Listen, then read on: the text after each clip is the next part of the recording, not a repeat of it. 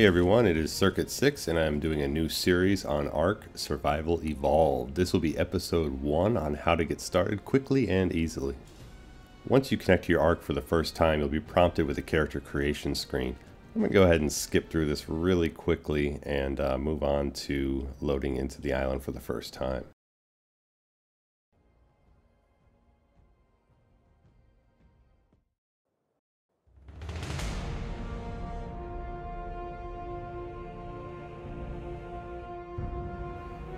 Welcome to the island, your very first ARK. One of the first things you're going to want to do when you spawn is create a basic hand tool called a pickaxe. To do this, you're going to need to harvest resources in order to craft it. The stones can be picked up directly off the coast. Besides one stone, you're also going to need 10 thatch and a piece of wood. To get this, just punch any tree or fallen branches that you see laying around.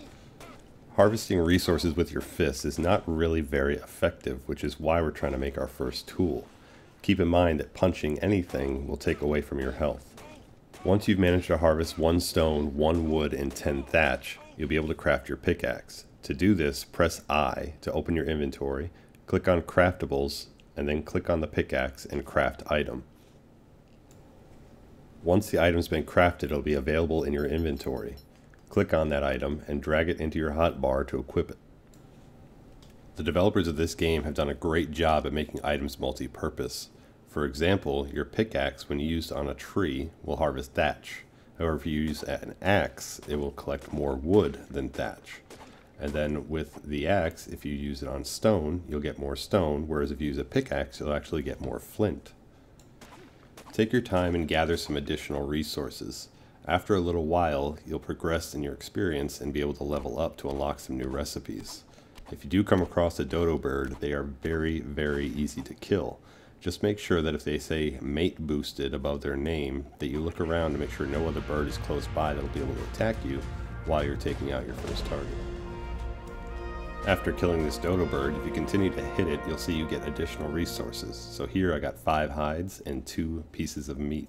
Each time you level, you can apply points to your stats. I put 10 points into my hit points. Then you get Engram points. You have a limited number of Engram points that you can use. I use mine to learn the campfire as well as the stone axe. This will allow me to cook food and harvest wood more efficiently. The campfire serves many purposes, and of everything, this is the one thing that I highly recommend getting. With it, you can not only cook meat, but it will also keep you warm and give you better visibility at night. Since the Engram points are very limited, it is very, very important that if you're playing solo, you pick on what to spend them on very carefully. If you're within a tribe, it may be a good idea to ask around as to what people are crafting and what people are not crafting, so that you can fill the gap and learn items that maybe nobody else has yet. Just like most survival games, you have to worry about not only your hydration, but your food level as well. And these are both affected by the temperature. So if it's cold, you tend to burn through food more quickly, whereas if it's hot, you'll burn through water more quickly. So now that we've learned a few basic recipes, the next thing I'm going to want to do is build a campfire. So I open my inventory, go to Craftables, and hover my mouse over a campfire. And as you notice, I need more stones. So I'm going to run around and harvest enough of those until I can go ahead and craft it. Since this is a survival game, crafting and foraging for resources is probably one of the things you'll spend most of your time doing. One way to keep yourself not only hydrated but also fed is by harvesting berries. While they don't provide much nutrition or much hydration, it does help in a pinch when you don't have a water source or any meat on you to cook. Berries have several different uses. Later on you can use them to turn into dyes, or you can use certain types of berries such as the narco berry to keep animals or dinosaurs unconscious while you tame them. Harvesting the berries also gives you another resource called fiber. Fiber is used in a lot of different crafting recipes, and luckily it's readily available. So I like to collect enough fiber in the beginning so that when I level again, I can create some basic armor which is made from the fiber I'm collecting here. After gathering plenty of resources, I'm going to go ahead and pick a nice spot to settle down for the night. I don't want to move around too much quite yet because I don't have any armor, and I really don't have a whole lot to keep me prepared in the event that I do get attacked by something. So I'm going to go ahead and hit I to open up my inventory and select my campfire and craft now that I have all the materials to make it. I'm also going to drag the berries down to my hotbar so that they're readily available to eat, as well as my campfire that I just crafted into my 0 spot so I have a place that I can, set it down. To do that, just press the hotkey number that you place it into and click to place. Since we now have our campfire and we have some meat from the dodo that we killed, I'm going to go ahead and collect some wood using the stone axe, place it on the campfire as well as my raw meat, and go ahead and light the fire, and this will start the cooking process so that we have some additional food and we don't have to rely on berries later on. Here I'm also going to go ahead and craft a torch. This is one of the basic engrams that you get with your character when you start, and then you do not have to learn. The torch is great for at night when you want to do a little exploring.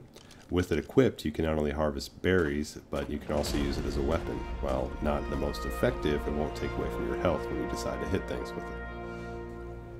Now that we've leveled again, I'm going to go ahead and put some more points into my hit points, and I'm going to learn a few new engrams. The first is going to be our water skin, followed by some cloth pants.